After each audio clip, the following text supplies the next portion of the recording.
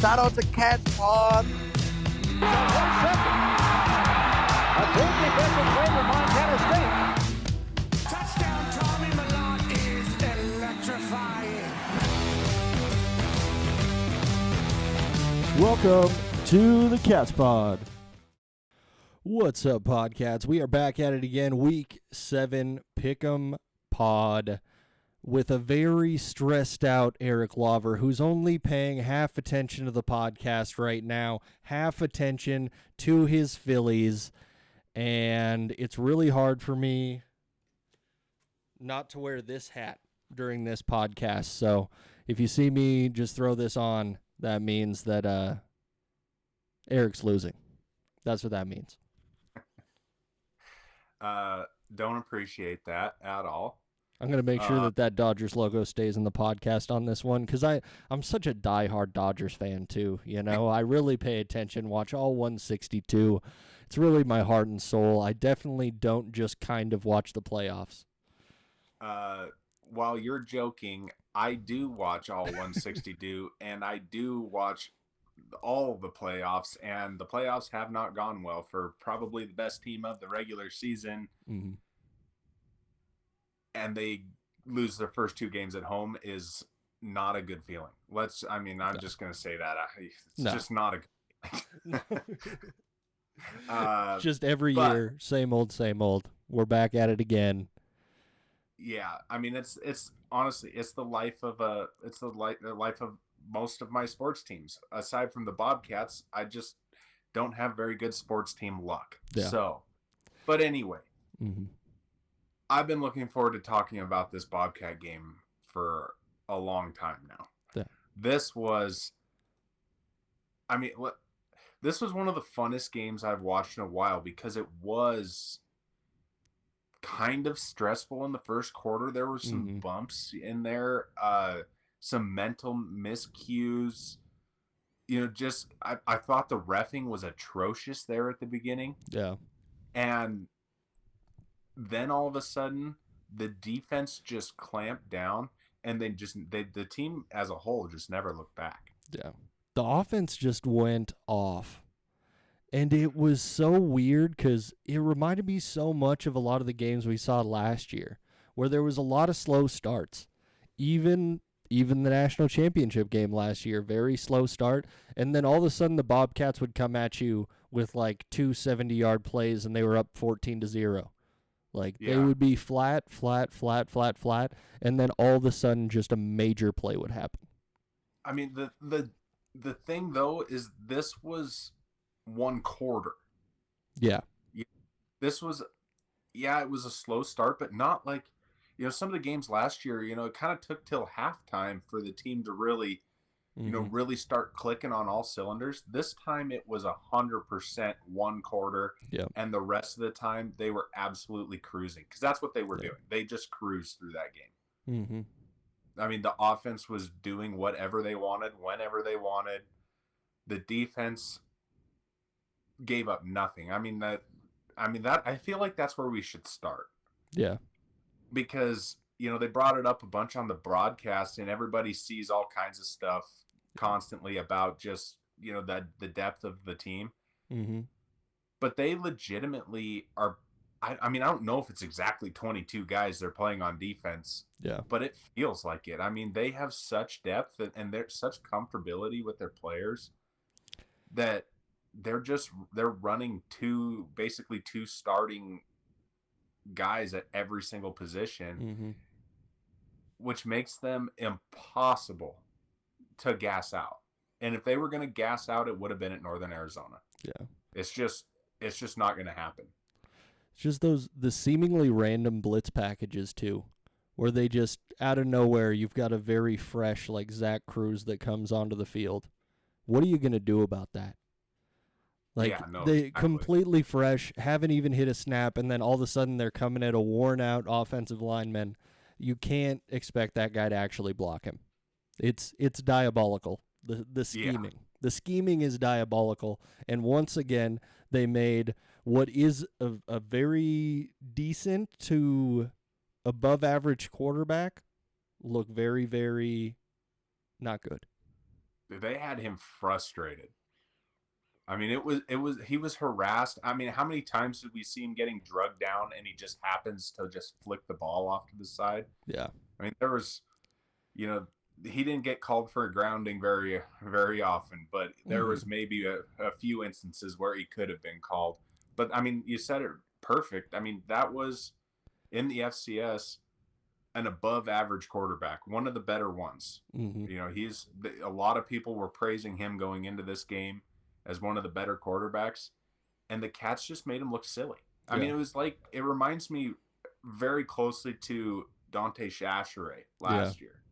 Definitely. Where he was so good against every other team, and the Cats just made him look like a toddler out there running around with a football. Yeah. I mean, if you look at the stats of Ty Pennington right now, he has 1,500 passing yards already this season.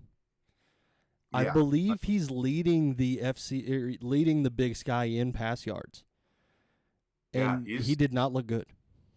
I mean, he had that first drive that was pretty good, and a few plays here and there. But I mean, the crazy thing is the defensive line pressures enough that there really doesn't require a ton of blitzing. Yeah, your linebackers are insanely athletic, and the secondary is so much better than anybody was predicting. Bryant Meredith got a pick, so I mean, does that mean Ben owes Bryant Meredith a shotgun? I don't know. We did not say that this was continuing over to this season. Nobody's taken me up on letting Neil Daly hit me to be a part of the Juice Squad. So until they reach out, maybe I'll start the shotgun bet again. But we'll see. I need some something from the Bobcats in this relationship, You can't be a father and then shotgun for every interception that the Cats get in a season. I feel like that's not good dad energy. She's not even old enough to even know what you're doing, so it doesn't matter. Right? Oh, yeah, sure. That's what they all say, But, and then, aside from the defense, I mean, Julius Davis is back. Mm-hmm. He's all the way back. Oh, yeah. There's absolutely no doubt that our guy, Julius Davis, is back. I mean, that hurdle, we're back on SportsCenter top 10. Mm-hmm. And you knew it when you saw it. And it's like, yeah, let's go. Back to SportsCenter we go. How many the dude he hurdled was standing straight up. Yeah. You never see that. He was not crouched down. He was not going low. Julius Davis just went, this guy's standing directly in front of me. I'm just going to jump over him. Yeah, exactly. And I was glad to see, I love Adam Jones and I love how they're using him, but I really like to see Julius as the clear front guy. I mean, he's the closest thing to Afonso that we've had since Afonso. Definitely. And it's just, outside of the injuries, he's always produced. And even when he's injured, he's one of the best teammates out there to everybody. So, you can't even calculate how much Julius Davis has meant to these teams the last few years. Yeah, yeah. And then we have Ted Lasso's guy, Justin Lasso. The goldfish never remember the play before because he takes a sack in the very next play, just a dot to Jabez Woods. It was beautiful. That was such a sick touchdown. Yeah. I mean, the throw, when he threw that ball, it was like, oh no. And then it was just perfectly placed, hit him right in stride. Gone.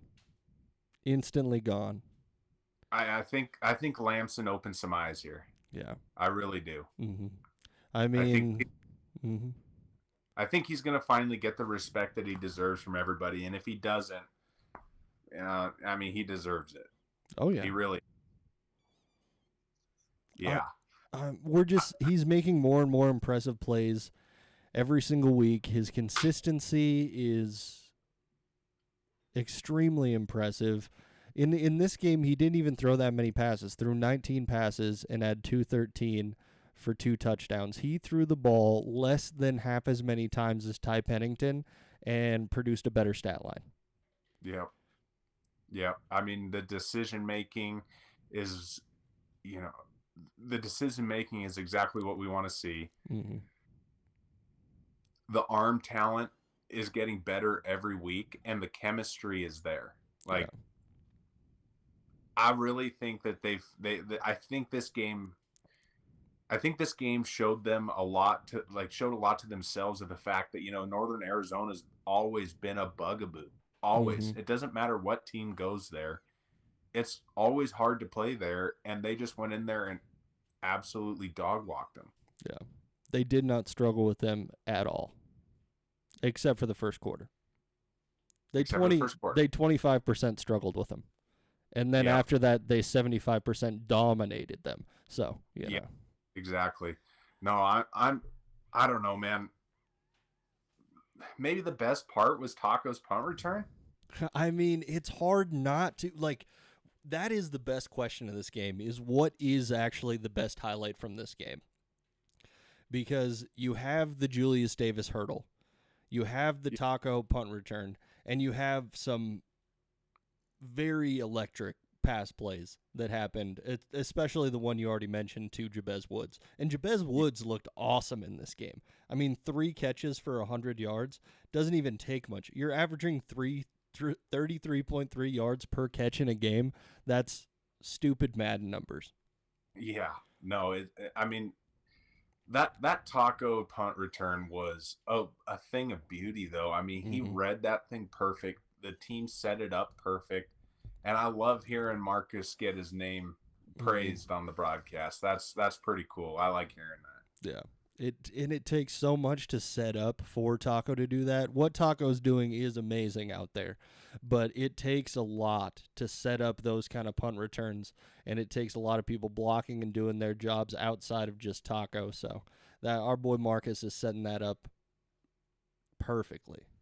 Yeah. Yeah. No, this was I feel like this game couldn't come at a better time. We had tough loss at the beginning of the season. A couple of easier opponents, and then you get a top 15 matchup, and you go out and flex on them. Yeah. Just looking like the Cats of old, looking like we didn't skip a beat, looking like it's not a rebuilding year, looking like we're picking up exactly where we left off. Yeah, exactly. I'm stoked about it. I feel like Bobcat Nation is stoked about it, and I can't wait for the next game. Yeah. I mean, we're back. Man, all the way. Back. All the way back. All the way back. Back.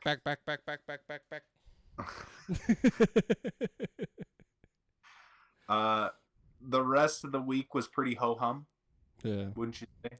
Not a ton of excitement around the rest of the Big Sky, no.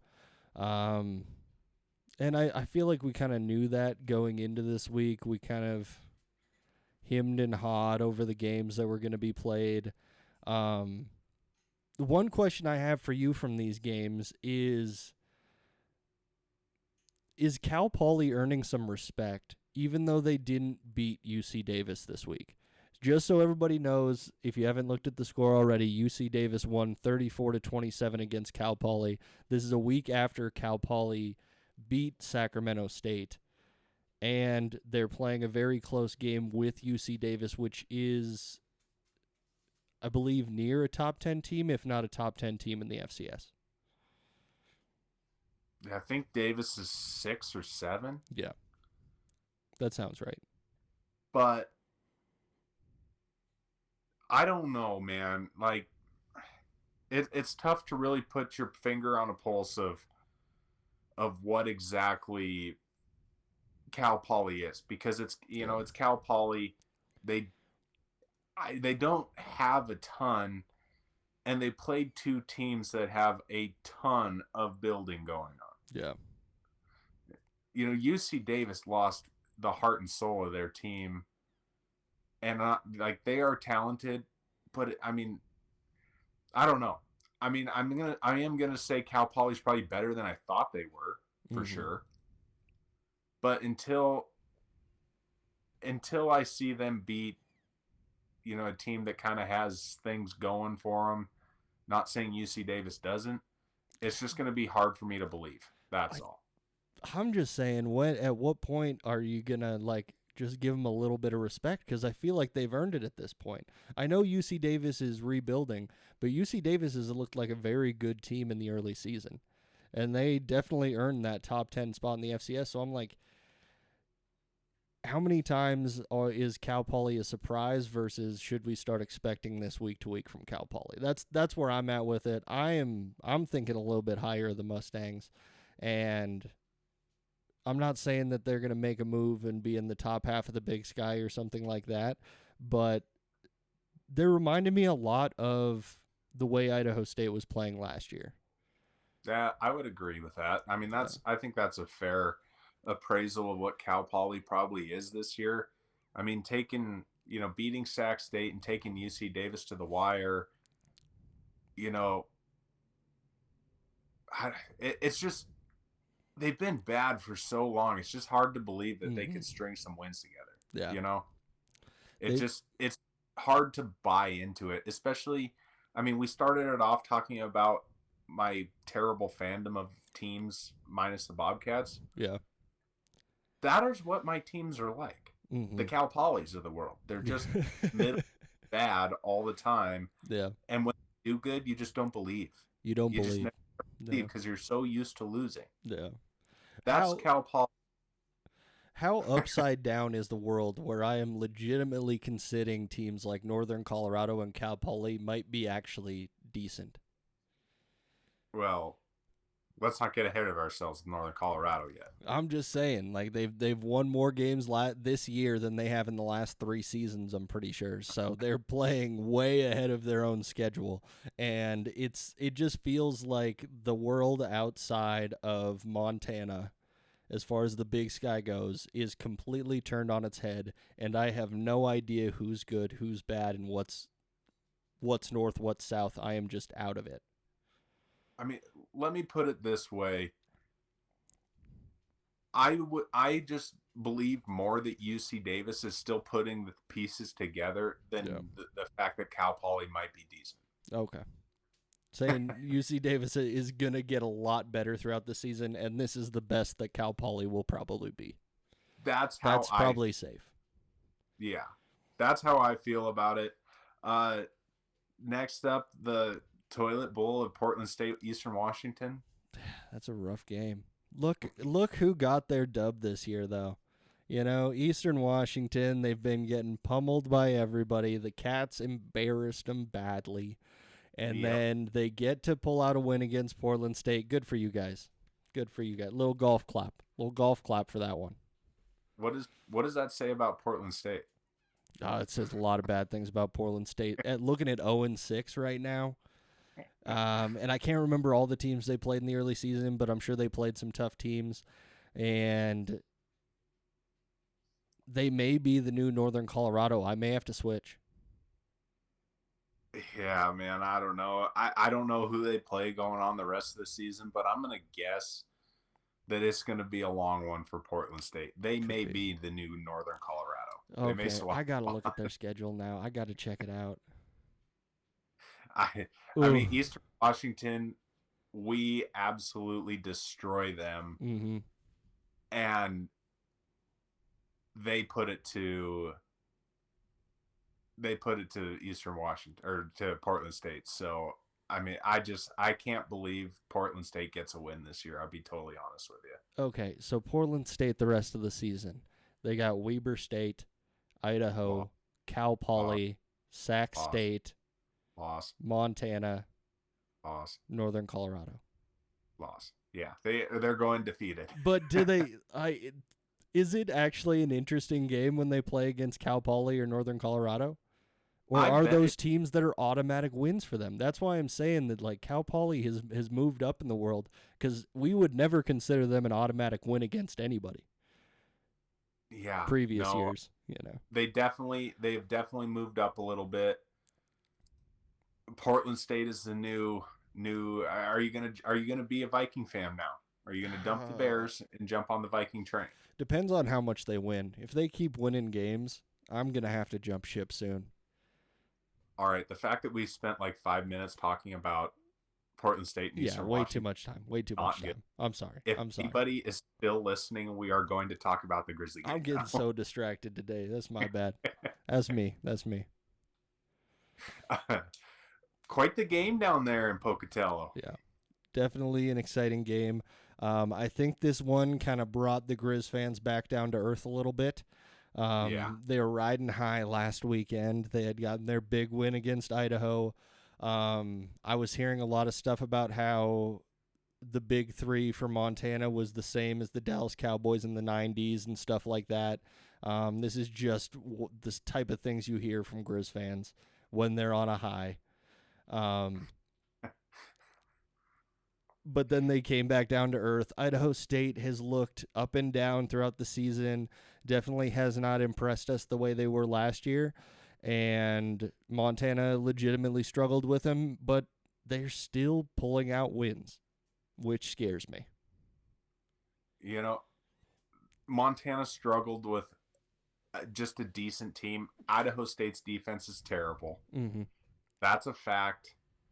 The Grizzlies' defense is really mediocre at best. I mean, they got the stops when they needed to get the stops, but I will say this at least this win wasn't fluky like the North Dakota win. Yeah. It was a legit win. They didn't, North Dakota just pissed it down their leg. Mm-hmm. This one, the Grizzlies played hard, but I just don't understand how you don't put away an Idaho State team. It is still Idaho State. Yeah. They're a marginal team by pretty much every metric. That's just a fact. Yeah. And it's just been a lot of close games. They won against Idaho by 11, but everybody knows that was a much closer game than that score shows. It wasn't like they had that buffer and they were fully in control. They won that game in like the last 3 minutes. So it's a tough one to gauge. The confusing U of M team gets more confusing every week, and they continue to win. So, and that's just what I'm used to. Watching the Grizz play my entire life, they win a lot of games that they shouldn't win. I don't know how they do it, but they do. Yeah. I mean, this was literally a battle of wide receivers, and what would Montana be without Michael Wortham? Yeah. They would be impressive. nothing. Yeah. They don't have any other skill position players that are legitimate threats aside from him. Yeah. I mean, that is it. What happens to Eli Gilman throughout the season? Because I he don't. looks so amazing in the early season. He looks like he's going to be a front runner for all of the awards. And then it seems like week 6, 7, and 8, he falls off a cliff. And then we don't know if he's going to come back. I told you on the last episode, give me Colson Kuhn over Eli Gilman, and you said, okay. Yeah, I was like, we're being a little bit too hard on him, just a little bit too hard. But, I mean, against Idaho State, he played a lot worse than Colson Kuhn. Yes, Mm-hmm. no doubt at all. Yeah. Phillies just turned a double play to get out of the inning. Let's go. Okay.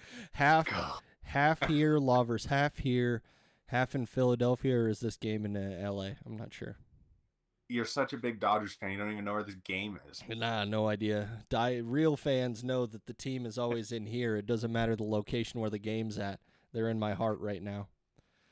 Yeah.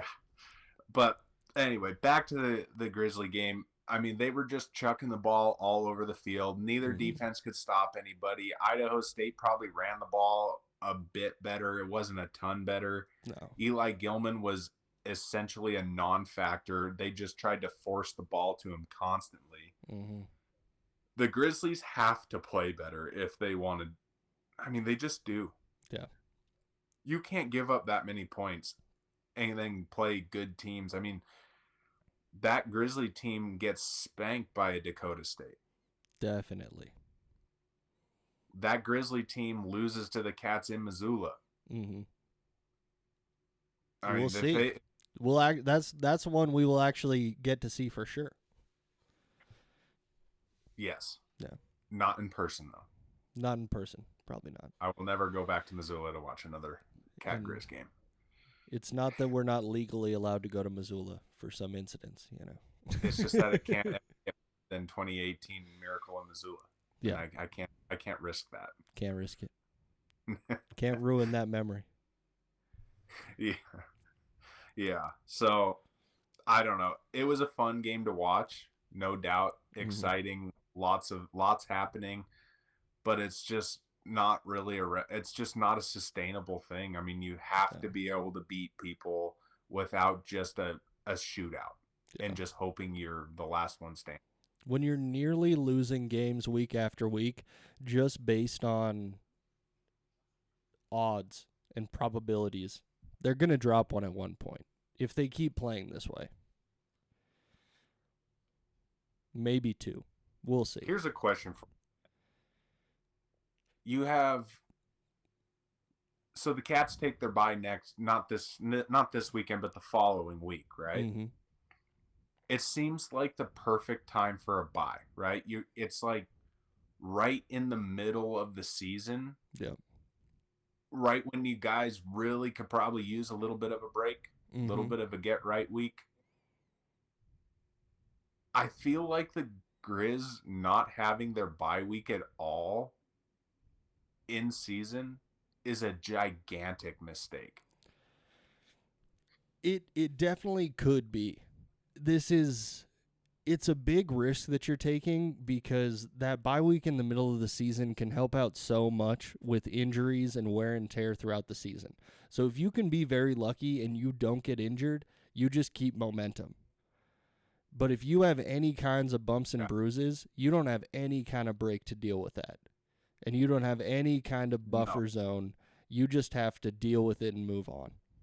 It's tough. Yeah. No, I mean, it just seems like, there is no doubt that there's some dinged up players after that game against Idaho State, and to not have any way to look forward to a bye at all just seems brutal. Yeah. It just seems brutal. It's tough. I don't know. Slight tangent there, but it definitely seems like a mistake. That's such a weird scheduling thing. Is that a normal thing does that get assigned to them by the Big Sky, or is that all on their athletic staff? Something must have happened with a scheduling conflict, or they lost a game, or I don't, or not lost a game, but like or like a game got canceled. I don't know. Something must have happened because they didn't play week 1 or whatever. Or yeah, they didn't play week 0. They didn't play week 1. But they play Sacred Heart, which is Sacred Heart. Are they FCS? I have no idea. 2? Next week, which I'm guessing what should have probably been their bye week is next week, but they ended up scheduling a game. Yeah. Which even games that you should just roll a team, you're gonna take dings and nicks and whatever. Mm-hmm. It's gonna happen. Sidebar. That was just a sidebar. Football, a little something that crossed my mind. It's like, I am so thankful that the Cats are gonna get a week to get healthy before the stretch run. Definitely helps out a ton, and it's gonna give us an opportunity to maybe give the fans something special too. So we're hoping for that as well. Fingers crossed, baby. Fingers crossed. Should we look on to next week? I think we got to look on to next week at this point. Give these guys the picks that they know will lose this week. Should we start with your monologue on the Bears? We might as well. The Northern Colorado Bears are going to a place that I don't really like. A place that I don't enjoy. A place that if we never had to go back to again, it would be too soon. The Kibbe Dome of Moscow, Idaho. I'm not looking forward to them making this trip. It's going to be a tough game to watch. Hopefully Montana State is up by enough at this point to where I can tune in a little bit. But even I, Ben Christians, cannot pick the Northern Colorado Bears. Idaho looked too good against the Grizz. They fought back every single second. I think that they proved that they're in the top tier of the Big Sky, and I think that they will probably run over Northern Colorado, even though they're playing better than normal. The Idaho home field advantage in the Kibbe Dome is legit, and I would not want to be a Bear this week. It is tough to get behind the Bears, while I do think that they're a better team than they have been. Yeah. Just off the week-to-week performance. It does seem like a tall task, but I wouldn't be surprised for them to keep this close and make it interesting, though. Yeah. It could be. I don't, in my mind's eye, when I think about the way this game is going to go, I do not see Northern Colorado making it interesting for more than a quarter, maybe. I think that Idaho's going to pull away from it. I think that Idaho's quarterback is way too dynamic to not run away from this Northern Colorado team. That's fair. Yeah, that's fair. That's a fair assessment. I mean, when I say close, I would mean like, I could see them only losing by like 10, though. Yeah, that's possible. Compared to the 40 of previous years. Yeah. I could see it happening. But I don't like Northern Colorado having to travel up into Idaho, especially the way that Idaho has looked. Yeah, and they got a bye last week, right? Idaho's coming off a bye. Yes. Well, I guess both teams are coming off a bye. But moot point, Idaho's still going to win the game.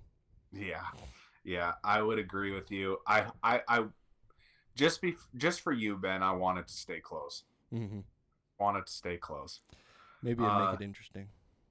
The next game I'll be very interested in. Northern Arizona, UC Davis. We'll get to find out if UC Davis's close game against...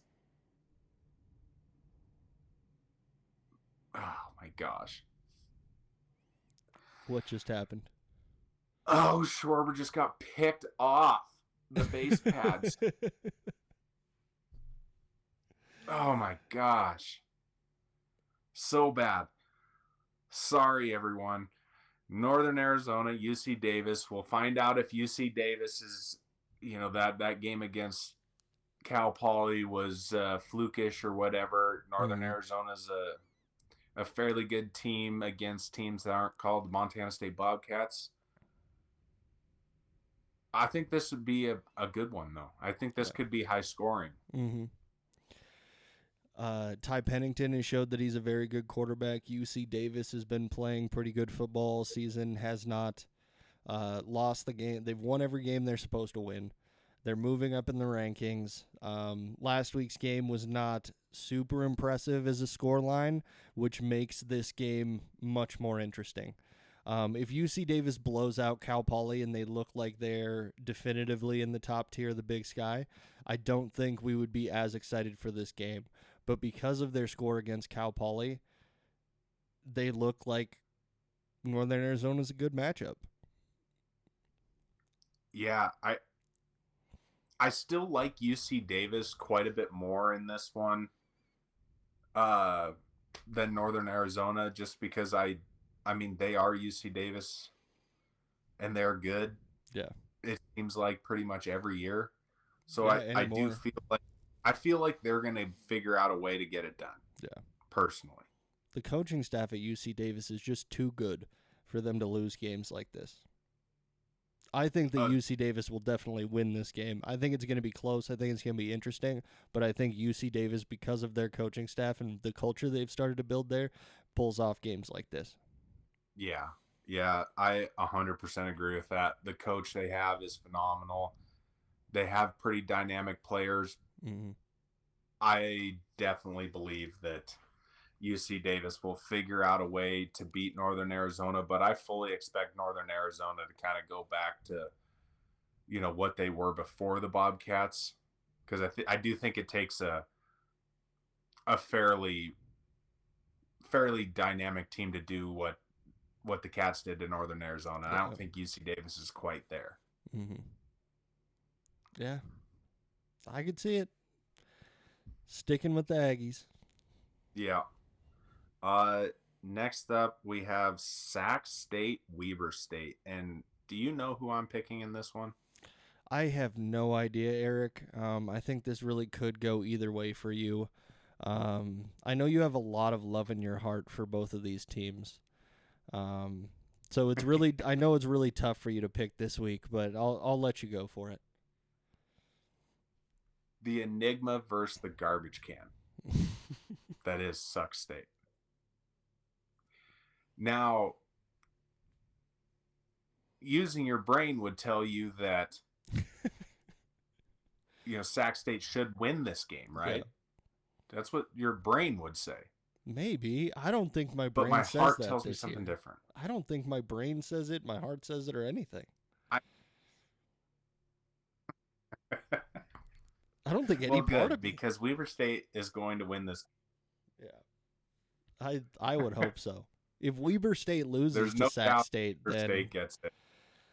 what a weird world would it be where Sac State and Weber State are two of the worst teams in the Big Sky Conference? That would be weird, and I would be so happy. So happy. Yeah. Nothing would make me happier than watching both those teams beat bottom half Big Sky teams for a while. It could happen. I don't know, I don't man. think Sac State's going to stay how are down you there gonna- for long, but I don't know. How are you going to pick it? Oh, I'd say Weber State probably wins this game.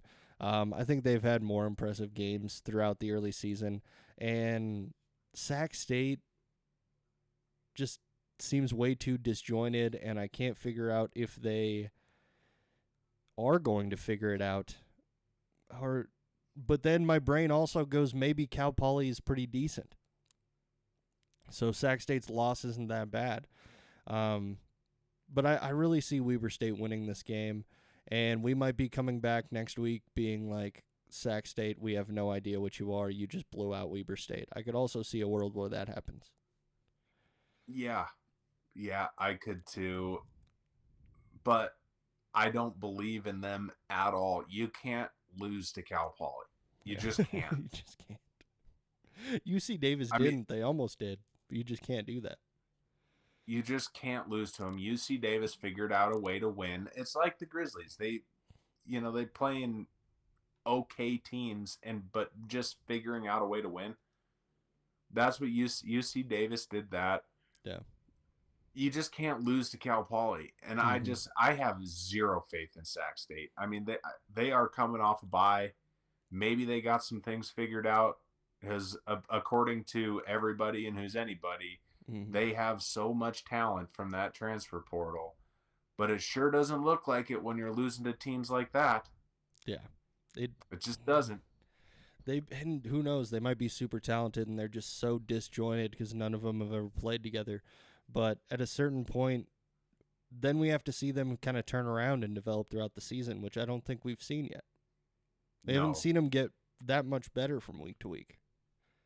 Yeah, we definitely haven't seen, what these teams are going to be at full power. I mean, I don't understand Weber State. I don't think I ever will.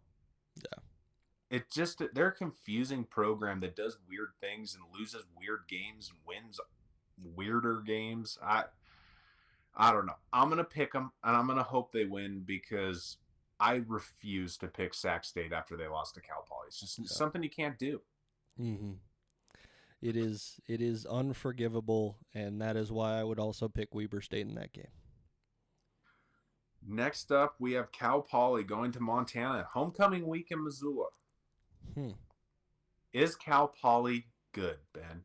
Are they good? Are they? Homecoming weekend in Wagriz. A young, upstart, frisky Cal Poly team comes into Wagriz. I'm just asking what if, Eric. I'm not saying it's going to happen. I'm just asking what if. What if? What if is right. I mean, we've seen, what was it, Weber last year go into Wagriz and shut them up? Mm-hmm. Right around this time of year, I believe. Yeah. I wouldn't put it past the Grizzlies to drop a game like this. No. But once again, it's Cal Poly. Mm-hmm. They're going to do it. They're going to do it? They're going to You go think in. definitively they're going to beat the Grizz? You were right. It isn't fluky. They didn't beat Sac State off a fluke. They kept it close with UC Davis, which is a better team than Montana. Potentially. I've been saving this for the whole time so we could talk about this game. Cal Poly's legit. I'm telling you right now. You've been slow playing me the entire podcast? That's what you're telling me right now? They're going to go into the quote-unquote Mecca, and they're going to silence the Grizzly fans because Cal Poly beating Sac State and barely losing to UC Davis is a better resume than anything Idaho State has. That's true. By a lot. That's factual. It's going to happen. I'm going to speak it into existence. It's just going to happen. I don't even know who the quarterback for Cal Poly is, but I'm looking right now. He's a guy with an arm. I can tell you that. He is in fact a man who has two arms. I have no idea. Diefenbach. Diefenbach is going to be unstoppable. Is that for real? Telling you. Yeah. Yes. That's a for real name. He unfortunately has a third of the passing yards as Ayat, but that's small potatoes, right? Ty Diefenbach. Wow. What a name. I usually take the names, but I tried to do it this time. Yeah. That's a weird one. That is a weird one. I don't know, man. I don't hate your reasoning. I've been saying it the entire podcast. I am starting to believe in Cal Poly. I'm definitely being a hater by picking them. Everyone knows that. We pick against the Grizz every single week, no matter who they're playing. But the thing is, it doesn't seem that far-fetched. I mean, we joke around every week about the Grizz losing, but every year the Grizzlies seem to drop a game that really isn't one they should drop. Yeah. And this could be it. I mean, they have a really, really easy schedule. Yeah. So the chances of them dropping one is probably slim. But Cal Poly is a hungry team that I guarantee you they wanted that UC Davis win bad. Mm-hmm. They didn't get it, and they're going to come back with a real vengeance here. Yeah. I'm speaking it into existence. You got to go for it, and you speak your truth, brother, and I will support you the entire way. Roll on, Mustangs. Go ahead, stampede right over those Grizzly Bears. We don't like Grizzly Bears. Not a big fan. Not a big fan. But all that aside, we should probably finally talk about what everyone else wants to hear about anyway. Yeah. If you're still here this late into it, we appreciate it. The Montana State Bobcats welcome in Idaho State. Mm-hmm. We get to figure out exactly how good the Grizzlies are. Mm-hmm. Transitory property of football, common opponents. We're here, baby. Yep. We're going to make all of the judgments based on this game. Every single judgment about the Brawl of the Wild will be made based on this game and how much the Bobcats beat the Bengals by. And I don't think... Last week I was trying to make the game seem like it was more close to be interesting. I don't see a lot of ways to do that with this week's game. Their quarterback does not impress me much at all. Their running backs look pretty underwhelming, not totally underwhelming, but just average. And receiving wise, one great receiver, that's for sure. What I'm excited for in this game is, and I shouldn't even say this because Pennington was one of the better quarterbacks in the FCS. Probably, realistically probably top 10 in the FCS Oh. going into the game against the Cats. Yeah. And the Cats secondary eliminated any stress with him. Mm-hmm. Cook is not as good as Pennington, Yeah. but he did look good against the Grizzlies secondary. Mm-hmm. So what I was going to say was we really get to see a test of the Bobcat secondary, but we kind of already did see that. Yeah. We saw them against a great passer. I don't know if NAU had the wide receiver talent that you would really worry about. I think that Idaho State has much stronger wide receivers. That's a super fair assessment, no doubt. Mm-hmm. Yeah. There is no doubt that they have an incredibly talented group of guys that are in that receiver room. Mm-hmm. Big-bodied, strong, physical, all the adjectives. Yeah. So it will still be a good test, but what I'm more interested in is, do the Bobcats, can they separate themselves? Yeah. Because this is going to have implications. If the Bobcats take down a top 15 team Mm-hmm. in Northern Arizona and they go out there and hammer Idaho State at home, that doesn't make the Grizzly win look very good because they barely freaking did it. Yeah. They barely got the win. Mm-hmm. It took a 4th down stop in the red zone to win that game. This will be a very interesting one to keep an eye. And you've really cornered the key matchup for this game. I can't think of any single point that's more important than how will our secondary match up with those wide receivers. I have all the faith in the world because of what we've seen early in the season from our secondary that they will be completely fine against these guys. But this is probably the biggest test they've had all season. No kidding. I mean, we say that it's the biggest test all season, Mm-hmm. but they locked down South Dakota State's passing attack. Yeah. They locked down Northern Arizona's passing attack. This one isn't better. Idaho State isn't a better team than South Dakota State or Northern Arizona. No, definitely not. So it's hard for me to believe that, they're going to come out and just, impress. Yeah. I don't see this game staying close for very long. I think the Cats picked up a ton of momentum with the way they played last week.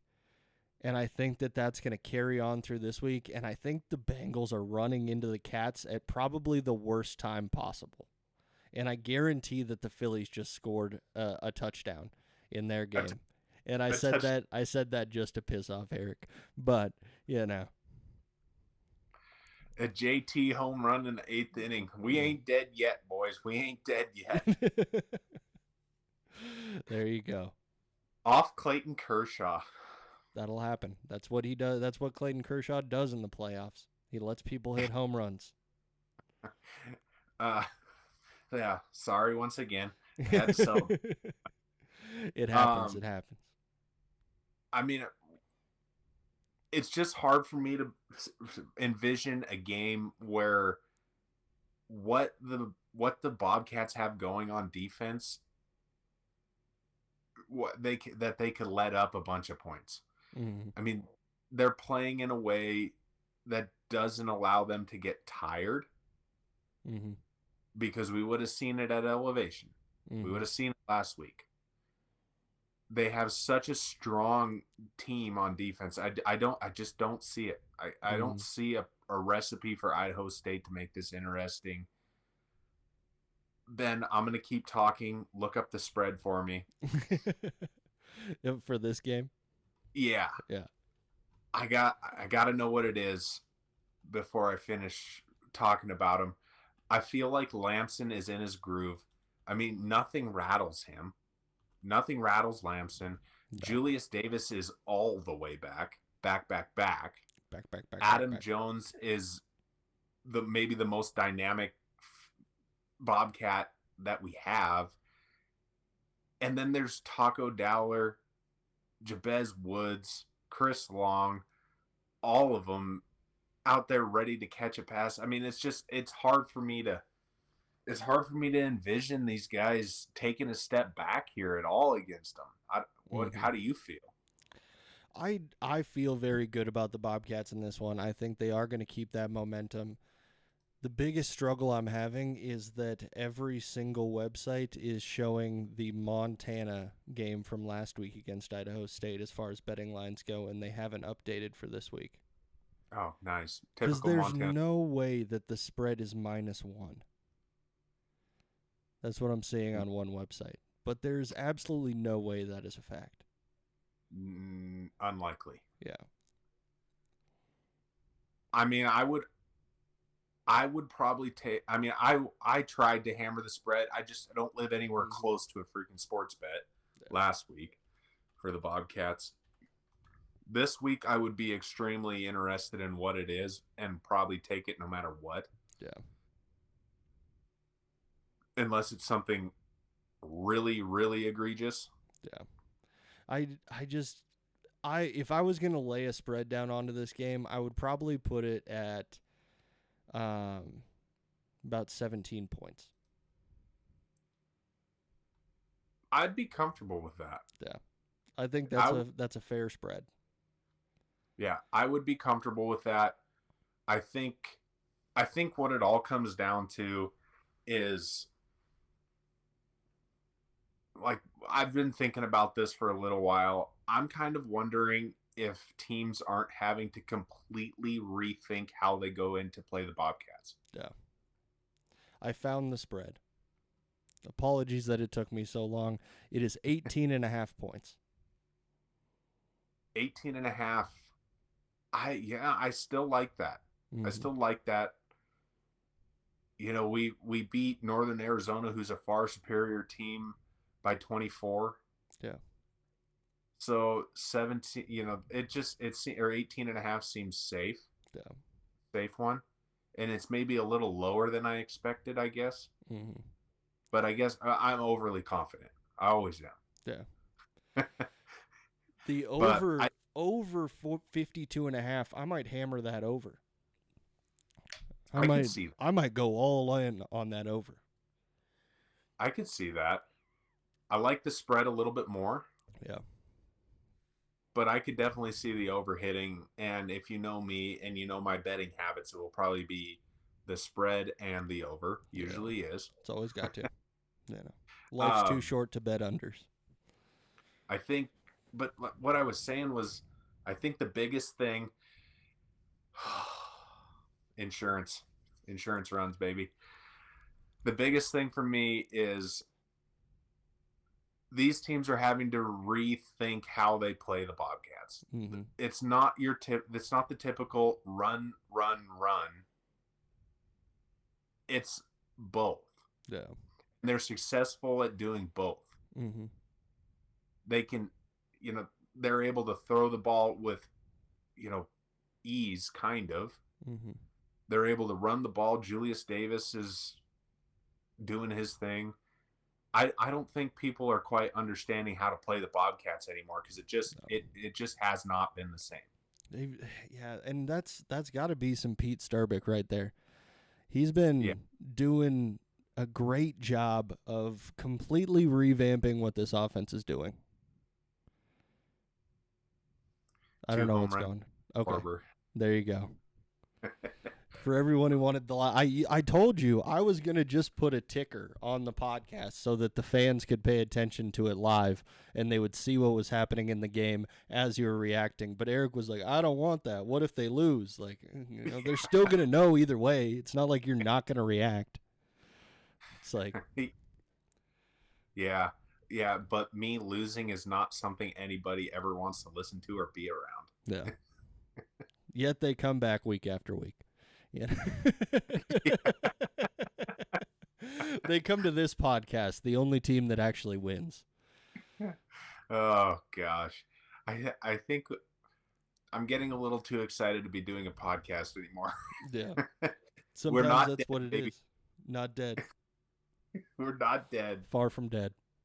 Thriving. Yeah. No, I'm absolutely stoked for this game. what I love is that we do get to have a common opponent with the Grizzlies for the first time this year. Definitely. Yeah, you can't take a ton out of it. Oh, we're going to take everything out of this game. We're going to draw all of the conclusions from this game. I mean, when it comes down to it, they have to look at the margins of victory and what it looked like. They just have to. Mm-hmm. The rankings are the same. The Cats better have a chip on their shoulder for that because the better team is behind them, behind the Grizzlies in the rankings. Mm-hmm. Go out, flex your muscles, show them what you got, beat the tar out of the Bengals, and have fun. I'm just trying to make sure everyone has fun out there. So if you guys could go out there and make sure you have as much fun as possible, that's what football's really about. Yeah. No, I'm also very excited for this game. I'm very high on the Bobcats right now. There's playmakers all over the field on the offense. The offense is looking like they figured it out and they are clicking, and the defense has been consistently dominant the entire season. What more could you ask for? That is all I'm saying. Yeah, agreed. In Lamson we trust. In Lamson we trust. It used to be in Vegan. Have we dropped Vegan? That just goes without saying. Yeah. Now it's just an extension. We're extending out our trust in Vegan to Mr. Lamson. Yes. Yeah, that just goes without saying. But Lamson is here. He's, he put it.